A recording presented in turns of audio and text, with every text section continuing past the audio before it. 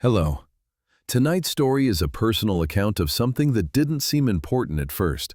It involved a small disruption in an otherwise ordinary routine and an explanation that slowly became harder to trust.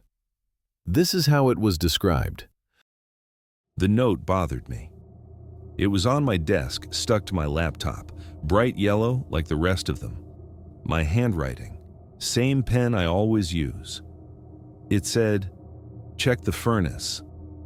I work from home, which means most days I don't talk to anyone until the afternoon. I'm a freelance graphic designer, so my routine is pretty simple. I wake up, make coffee, sit at my desk, and work until I forget what time it is. Then I usually work a little longer. I like it that way, fewer interruptions, fewer variables.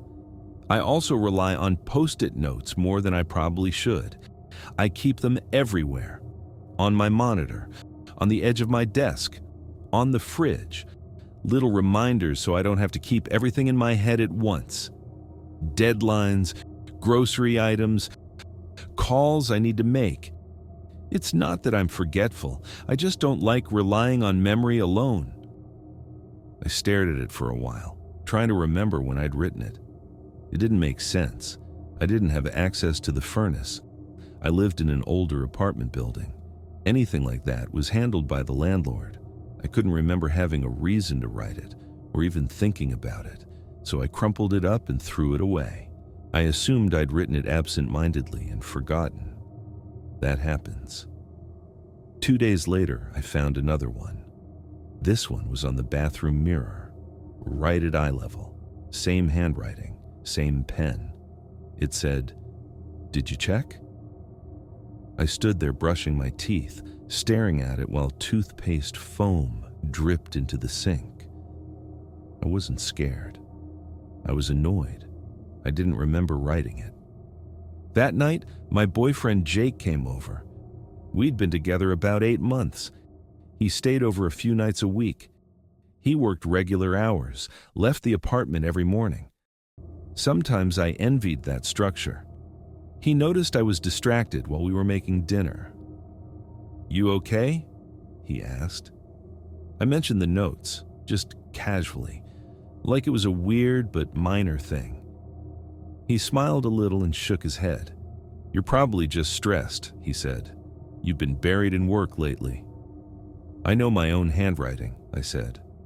"I'm not saying you didn't write them," he replied. "I'm saying you might not remember. I do stuff like that all the time." It was a reasonable explanation, so I let it go. But the notes kept showing up. On my desk, on the fridge, once tucked into a book I hadn't opened in weeks. "Something is wrong with the air. You're forgetting things. Did you already check?" They all sounded like something I would write, short, direct, no punctuation. The one that finally stopped me was the one I found after waking up one morning.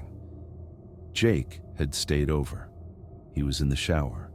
I walked into my office and saw it sitting on my keyboard. "Check the furnace now." The letters were pressed hard into the paper. I could feel the indentation on the back. I carried it into the bedroom. "Did you see me write this last night?" I asked. He glanced at it. "No," he said. "When would you have written it?" "I don't know," I said. "That's the problem." He sat on the edge of the bed, pulling on his socks. "Have you been sleeping okay?" he asked. "Yes." "You've seemed a little off lately," he said, "forgetting things, repeating yourself." "Like what?" I asked. He hesitated. "Yesterday you told me the same story about a client twice." I didn't remember that. He wasn't accusing me. His tone was calm, concerned.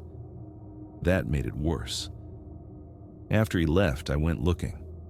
I found more notes than I expected, in drawers, between papers, one folded inside my pillowcase, all in my handwriting, all variations on the same message. "The air's bad. Pay attention. Get out." I called my landlord, asked if someone could check the furnace. The technician came the next afternoon. Spent about 20 minutes in the basement. When he came back up, he said everything looked fine. No issues, no leaks. He suggested I buy a detector, just in case. I did. It never showed anything unusual. That night, I set my phone up to record while I slept. I didn't tell Jake. In the morning, I watched the footage. Nothing happened. But when I went into my office, there was a new note. "You're running out of time." I didn't know what that meant.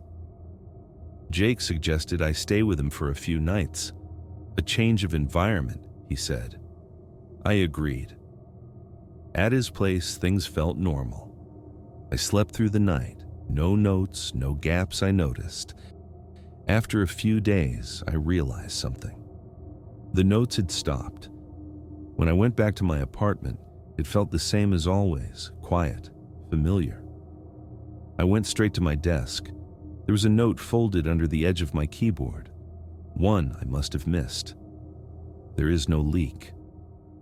I spent the rest of the day checking my calendar, my emails, my messages. Some of the conversations Jake said I'd forgotten weren't there. That didn't prove anything. That night, he texted me. "Feeling better?" "I think so," I replied. He asked if I wanted to stay over again. I said I needed time. He said he understood. The next morning, there was another note. "You noticed when it stopped." I didn't throw it away. Over the next week, the notes slowed down. Then they stopped. I didn't confront Jake. I didn't accuse him of anything. I also didn't go back to his apartment. We drifted apart. No argument. No explanation. Just longer gaps between messages until there were none. I never found an explanation that satisfied me. Sometimes I think it was stress. Sometimes I think it was forgetfulness. And sometimes I think about how everything changed when I stepped away. I still use Post-it notes. I still find them in places I don't remember putting them. But now, when I do, I don't ignore them. I read them. I pause. And if one of them tells me to leave, I don't argue with it. I just make sure I can.